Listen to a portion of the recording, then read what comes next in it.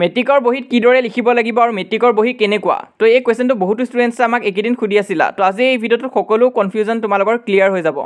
আজি এই ভিডিঅ'টোত মই তোমালোকক গোটেই প্ৰচেছটো নিজে কৰি দেখাই দিম যে কিদৰে লিখিবা তোমালোকে আৰু মেট্ৰিকৰ বহী কেনেকুৱা থাকে তো আজি আমাৰ বিষয়বস্তুটো হৈছে পেপাৰ প্ৰেজেণ্টেশ্যন এটা খুবেই ইম্পৰ্টেণ্ট টপিক তোমালোকে যিমানে প্ৰিপেৰেশ্যন ঘৰত নকৰা কিয় এক্সামত পেপাৰখনত যিদৰে লিখি আহিবা তাৰ মতেহে নম্বৰ পাবা তো আমি বহীত কিদৰে লিখিব লাগিব আৰু কোৱেশ্চনবোৰ কিদৰে এনসাৰ কৰিব লাগিব গোটেই কথাখিনি আজি এই ভিডিঅ'টোত বুজাই দিম তো আহা দেৰি নকৰাকৈ ভিডিঅ'টো আৰম্ভ কৰোঁ তো বহুতে সোধা যে মেট্ৰিকৰ বহী কেনেকুৱা হয় তো এনেকুৱা নিচিনা হয় তোমালোকৰ যোনটো থিয়ৰী পাৰ্টত বহী দিয়ে এনেকুৱা নিচিনাই দিয়ে তো এইটো পুৰণা হয় 2018 মানৰে হয় তোমালোকে চাব পাৰা কিন্তু থিয়ৰী পাৰ্টটো আমাৰ ইমান এটা চেঞ্জ হোৱা নাই এইখিনি ডিটেইলছে তোমালোকে প্ৰতিবাৰে ফিল কৰিব লাগে কি আছে চোৱা তোমালোকে দিব লাগিব ৰোল নাম্বাৰ মানে ৰোলটো দিব লাগিব ৰোলৰ কাৰণে এক্সট্ৰা আছে তাৰপিছত নাম্বাৰ এটা এক্সট্ৰাকৈ থাকিব তোমালোকৰ এডমিট কাৰ্ডত তোমালোকে গম পাবা ৰোল এটা থাকে নাম্বাৰ এটা থাকে তাৰপিছত তোমালোকৰ থাকে ছাবজেক্ট আৰু এটা দেখা পাবা তোমালোকে গ্ৰুপ তো গ্ৰুপটো কিহত থাকে তোমালোকৰ MIL ছাবজেক্টবিলাকত গ্ৰুপটো তোমালোকৰ লিখা হৈ থাকে এডমিট কাৰ্ডত তো সেইটো থাকিব তাৰপিছত থাকিব মিডিয়াম আৰু ৰেজিষ্ট্ৰেশ্যন নাম্বাৰ তো এই গোটেইখিনি তোমালোকে ফিল কৰিব লাগে নৰ্মেলি তাৰপিছত তোমালোকে বহীখনত লিখিব পাৰা তো ইয়াত চাব পৰা গেপটো তোমালোকৰ ইমানটোৱে থাকে আৰু ৰুলিং বহী থাকে তোমালোকৰ গোটেইবিলাক ছাবজেক্টতে ৰোল থকা বহিয়ে দিয়ে আৰু অকল মেথছত তোমালোকৰ প্লেইন বহি থাকে তো আহা এতিয়া আমি লিখিম কেনেকৈ তো মই ইয়াত অলৰেডি লিখি থৈ দিছোঁ এখন চেম্পলত তোমালোকে চাব পাৰা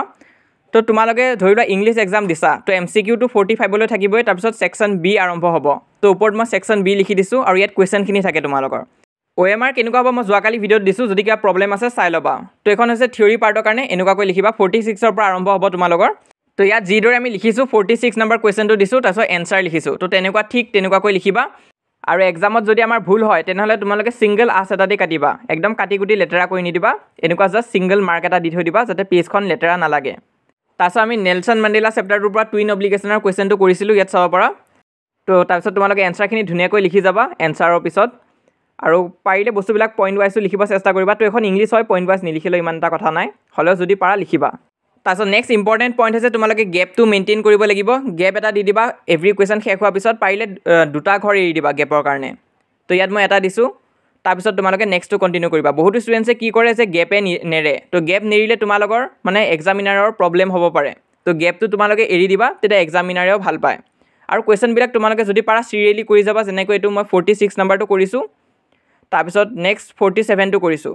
তো বহুতো ষ্টুডেণ্টছে কি কৰে ষ্টাৰ্টিঙৰ পৰাই একদম উল্টা পুল্টা লিখা আৰম্ভ কৰি দিয়ে তোমালোকে যদি প্ৰথম কুৱেশ্যনটোৱে 50 লিখা তাৰপিছত যদি 41 লিখা তেনেহ'লে এক্সামিনাৰে অলপ টান পায় তো সেনেকুৱা নকৰিবা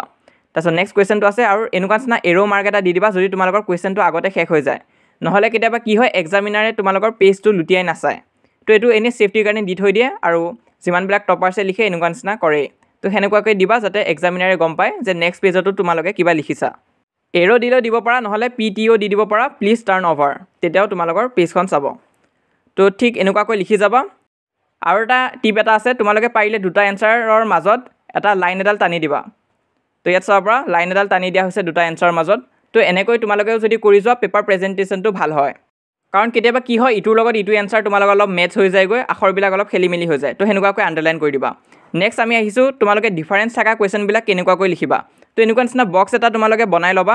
ইংলিছৰ দৰে ছাবজেক্টত বাৰু নাহে মই ছায়েন্সৰ এক্সাম্পলটো লৈছোঁ তো ধৰি লোৱা তোমালোকৰ প্ৰশ্ন আহিল হোমোলগাছ আৰু এনালগাছ অৰ্গেনছৰ মাজত ডিফাৰেঞ্চ লিখিব আহিছে তো এই কুৱেশ্যনটো মই কমন ভিডিঅ'ত দিছিলোঁ ছায়েন্সৰ আছামিজ মিডিয়ামৰখিনিও চাই ল'বা তো বক্সৰ ভিতৰত পইণ্ট ৱাইজ লিখি যাবা ধৰি লোৱা থাৰ্ড লাইনটোত তোমালোকৰ পইণ্টটো শেষ হৈ গ'ল তেতিয়া এটা গেপ এৰি এইখিনিৰ পৰা লিখিবা আৰু ধৰি লোৱা ছেকেণ্ড বক্সত যদি এইখিনিতে শেষ হৈ যায় তেতিয়াও তোমালোকে এইটো পইণ্ট য'ৰ পৰা আৰম্ভ কৰিছিলা ইটো পইণ্টটো তাৰ পৰাই আৰম্ভ কৰিবা তেতিয়া পৰিপাটি হয় বস্তুটো আৰু দেখিবলৈ ভাল হয় আৰু গোটেইখিনি লিখি শেষ হৈ গ'লে লাষ্টত আণ্ডাৰলাইন এটা টানি দিবা তোমালোকে যদি গোটেই থিয়ৰী পাৰ্টটো লিখি কমপ্লিট হৈ যায় তো ময়ো ছেইম এনেকুৱাকৈ লিখি ইংলিছ ছায়েন্স আৰু মেথছত 90+ পাইছিলোঁ তো তোমালোকেও পাৰিবা তো পেপাৰ প্ৰেজেণ্টেশ্যনটো তোমালোকৰ ইংলিছ ছাবজেক্টখনত বৰকৈ চাই তো ভাল কৰিবা